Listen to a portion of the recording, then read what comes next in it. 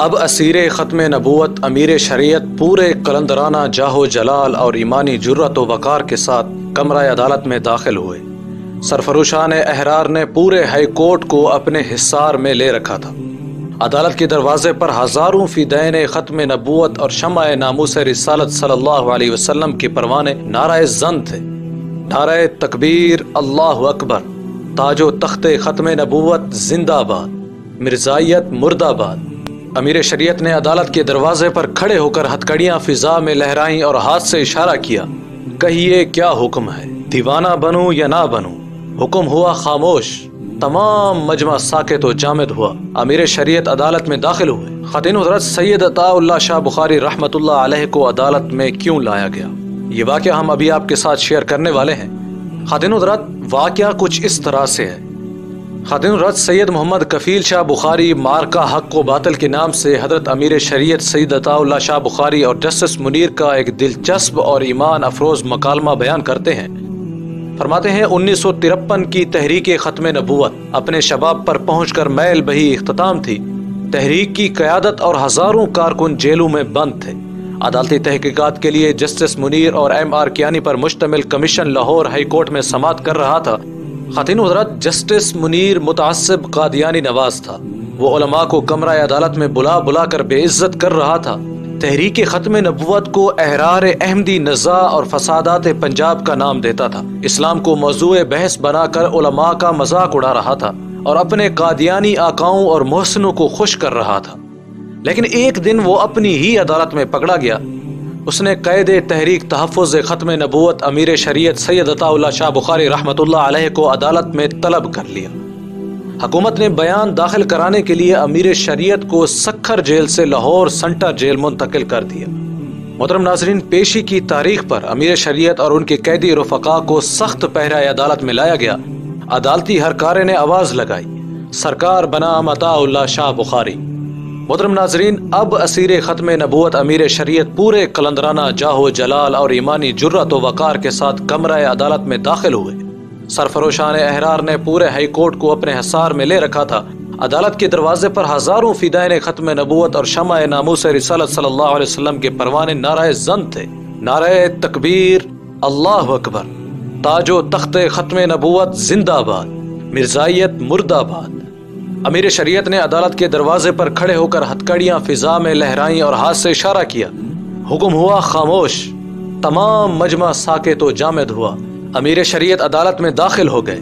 محترم ناظرین، جسٹس منیر بغض و حسد سے بھرا ہوا، غصے سے لال پیلا، گردن تنی ہوئی اور تکبر غرور کا پیکر بنا کرسی پر بیٹھا تھا۔ مرد مومن کے چہرے انور پر نگاہ پڑی تو اس کی آنکھیں جھک گئیں۔ جسٹس منیر دوسری مرتبہ آنکھ اٹھا کر دیکھنے کی ہمت نہ کر سکا۔ محترم ناظرین، عدالت کی کارروائی شروع ہوئی۔ امیر شریعت نے اپنا تحریری بیان عدالت میں پیش کیا۔ جسٹس منیر نے ایک نظر بیان کو دیکھا جسے اس نے منیر انکوائری رپورٹ میں شامل نہیں کیا، اور پھر اپنے مخصوص چبھتے ہوئے انداز میں سوالات کا آغاز کر دیا۔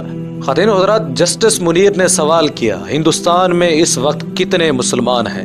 امیر شریعت نے جواب دیا، سوال غیر متعلق ہے، مجھ سے پاکستان کے مسلمانوں کے بارے میں پوچھیں۔ جسٹس منیر نے تمسخر امیز لہجے میں، ہندوستان اور پاکستان میں جنگ چھڑ جائے تو ہندوستان کے مسلمانوں کو کیا کرنا چاہیے؟ امیر شریعت نے فرمایا، ہندوستان میں علماء موجود ہیں، وہ بتائیں گے۔ خاتون حضرات، جسٹس منیر طنز کرتے ہوئے، آپ بتا دیں۔ امیر شریعت نے فرمایا، پاکستان کے بارے میں پوچھیں، یہاں کے مسلمانوں کو کیا کرنا چاہیے؟ جسٹس منیر نے سوال کیا، مسلمان کی کیا تعریف ہے؟ امیر شریعت نے فرمایا، اسلام میں داخل ہونے اور مسلمان کہلانے کے لیے صرف کلمہ شہادت کا اقرار و اعلان ہی کافی ہے، لیکن اسلام سے خارج ہونے کی ہزاروں وجوہات ہیں۔ ضروریات دین میں کسی ایک کا انکار کفر کے ماں سوا کچھ نہیں۔ اللہ تعالیٰ کی صفات عالیہ میں سے کسی ایک کو بھی انسانوں میں مانا تو مشرک، قرآن کریم کی کسی ایک آیت یا جملہ کا انکار کیا تو کافر، اور نبی کریم صلی اللہ علیہ وسلم کے منصب ختم نبوت کے بعد کسی انسان کو کسی بھی حیثیت میں نبی مانا تو مرتد۔ خاتون حضرات، جسٹس منیر قادیانی وکیل کی طرف اشارہ کرتے ہوئے، ان کے بارے میں کیا خیال ہے؟ امیر شریعت نے فرمایا، خیال نہیں عقیدہ ہے جو ان کے بڑوں کے بارے میں ہے۔ محترم ناظرین، مرزائی وکیل نے سوال کیا، نبی کی کیا تعریف ہے؟ امیر شریعت نے فرمایا، میرے نزدیک اسے کم از کم ایک شریف آدمی ہونا چاہیے۔ جسٹس منیر بدتمیزی کے انداز میں، آپ نے مرزا قادیانی کو کافر کہا ہے؟ امیر شریعت نے فرمایا میں اس سوال کا آرزو مند تھا۔ کوئی 20 برس پہلے کی بات ہے، یہی عدالت تھی جہاں آپ بیٹھے ہیں۔ یہاں chief justice mister justice Douglas Young تھے، اور جہاں مسٹر کیانی بیٹھے ہیں یہاں رائے بہادر جسٹس رام لال تھے۔ یہی سوال انہوں نے مجھ سے پوچھا تھا، وہی جواب آج دہراتا ہوں۔ میں نے ایک بار نہیں ہزاروں مرتبہ مرزا کو کافر کہا ہے، کافر کہتا ہوں، اور جب تک زندہ رہوں گا کافر کہتا رہوں گا۔ یہ میرا ایمان اور عقیدہ ہے، اور اسی پر مرنا چاہتا ہوں۔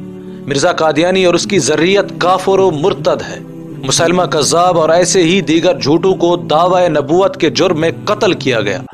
محترم ناظرین، جسٹس منیر غصے سے بے قابو ہو کر دانت پیستے ہوئے، اگر غلام احمد قادیانی آپ کے سامنے یہ دعویٰ کرتا تو آپ اسے قتل کر دیتے۔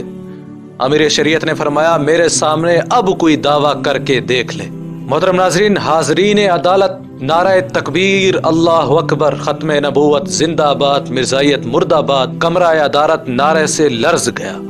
جسٹس منیر نے بکلا کر کہا توہین عدالت۔ امیر شریعت نے جلال میں آ کر فرمایا توہین رسالت۔ محترم ناظرین، جسٹس منیر دم بخود خاموش، مبہوت، حواس باختہ، چہرہ زرد، ہوش انکا، پیشانی سے پسینہ پوچھنے لگا۔ عدالت امیر شریعت کی جرأت ایمانی اور جذبہ حب رسول صلی اللہ علیہ وسلم دیکھ کر سکتے میں آ چکی تھی۔ امیر شریعت نے گرج دار آواز میں پوچھا کچھ اور؟ جسٹس منیر پریشانی میں بڑبڑاتے ہوئے میرا خیال ہے ہمیں مزید کچھ بھی نہیں پوچھنا چاہیے۔ عدالت برخاست ہوتی ہے۔ وہ صداقت جس کی بے باکی تھی حسرت آفرین۔ محترم ناظرین، امیر شریعت سید عطا اللہ شاہ بخاری رحمۃ اللہ علیہ کا یہ مکالمہ آپ کو کیسا لگا؟ اس کے بارے میں ہمیں کمنٹس میں ضرور بتائیں۔ انشاءاللہ سید عطا اللہ شاہ بخاری رحمۃ اللہ علیہ کی زندگی کے اوپر مزید ویڈیوز انشاءاللہ ہم اپلوڈ کریں گے۔ اگر یہ ویڈیو آپ کو اچھی لگی تو اسے لائک کریں اور شیئر بھی کر دیں۔ ملتے ہیں ایک نئی ویڈیو کے ساتھ، تب تک کے لیے اجازت دیں۔ السلام علیکم ورحمۃ اللہ وبرکاتہ۔ اللہ اللہ اللہ اللہ اللہ اللہ اللہ اللہ اللہ اللہ